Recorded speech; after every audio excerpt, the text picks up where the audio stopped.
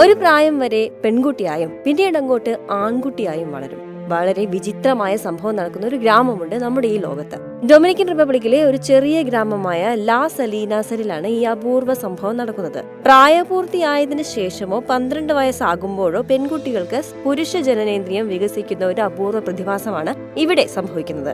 ആഴത്തിലുള്ള ശബ്ദവും ശരീരത്തിലെ രോമ വളർച്ചയും പുരുഷന്മാരോട് സാമ്യമുള്ളതായി മാറും. ജനന സമയത്ത് പെൺകുട്ടികളെ പോലെ തോന്നുകയും എന്നാൽ പ്രായപൂർത്തിയാകുമ്പോൾ ലിംഗം വികസിച്ച് അവർ പുരുഷന്മാരായി തീരുകയും ചെയ്യും. ഗുവോവിഡോസസ് എന്നാണ് ഈ വർഗത്തെ പറയുന്ന പേര്. 12-ാം വയസ്സിൽ പുരുഷലിംഗം വരുന്നവൻ എന്നാണ് ഇതിനർത്ഥം. ടെസ്റ്റോസ്റ്റെറോണിൽ നിന്ന് ഡൈഹൈഡ്രോ ടെസ്റ്റോസ്റ്റെറോണിലേക്കുള്ള മെറ്റബോളിസത്തിൽ ഉൾപ്പെട്ടിരിക്കുന്ന എൻസൈമായ 5-ആൽഫ റിഡക്സേറ്റിന്റെ ഉൽപാദനത്തിലെ കുറവാണ് ഇതിന് കാരണം. സ്യൂഡോ ഹെർമാഫ്രോഡൈറ്റ് എന്നറിയപ്പെടുന്ന ഒരു ജനിതക വൈകല്യമാണ് ഇത്. ഈ രോഗമുള്ള എല്ലാ പെൺകുട്ടികൾക്കും ഒരു നിശ്ചിത വയസ്സിന് ശേഷം അവരുടെ ശരീരം പുരുഷന്മാരെ പോലെ രൂപപ്പെടാൻ തുടങ്ങുന്നു. റിപ്പോർട്ട് അനുസരിച്ച് കോർണൽ സർവകലാശാലയിലെ ഡോക്ടർമാർ ഈ അസ്വാഭാവികതയെക്കുറിച്ച് അന്വേഷിക്കാൻ ഗ്രാമം സന്ദർശിച്ചിരുന്നു. അവരുടെ കണ്ടെത്തലുകളുടെ അടിസ്ഥാനത്തിലാണ് വ്യക്തമായ കാരണം അറിയാൻ സാധിച്ചത്. ഗ്രാമത്തിലെ ചിലർ ആൺകുട്ടിയായി മാറിയ തന്റെ കുട്ടിക്കാലത്തെ അനുഭവം മാധ്യമങ്ങളോട് പങ്കുവച്ചിരുന്നു. ഒരു പെൺകുട്ടിയെ പോലെ വസ്ത്രം ധരിക്കാൻ ഞാൻ ഇഷ്ടപ്പെട്ടിരുന്നില്ല. ക്രമേണ മാറ്റങ്ങൾ ശരീരത്തിലും സംഭവിക്കുകയായിരുന്നു എന്നാണ് ഒരു ഗ്രാമവാസി പറഞ്ഞത്. ഇത്തരം ജനിതക വൈകല്യമുള്ള കുട്ടികളിൽ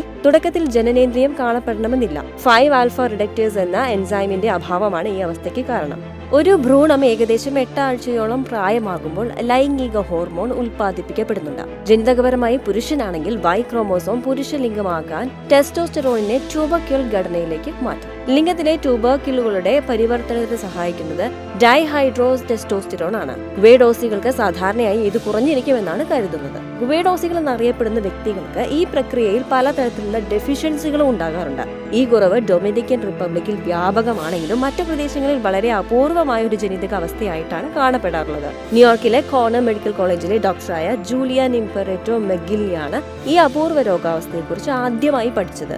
ഇതേ പ്രതിഭാസം പപ്പുവ ന്യൂ ഗിനിയയിലും സംഭവിക്കുന്നുണ്ട്. അവിടെ അതിനെ ക്വാലു ആറ്റ്മോൾ എന്ന് വിളിക്കപ്പെടുന്നു. അക്ഷരാർത്ഥത്തിൽ സ്ത്രീ പുരുഷനായി മാറുന്ന കാഴ്ചയാണ് അവിടെയും കാണാൻ സാധിക്കുന്നത്.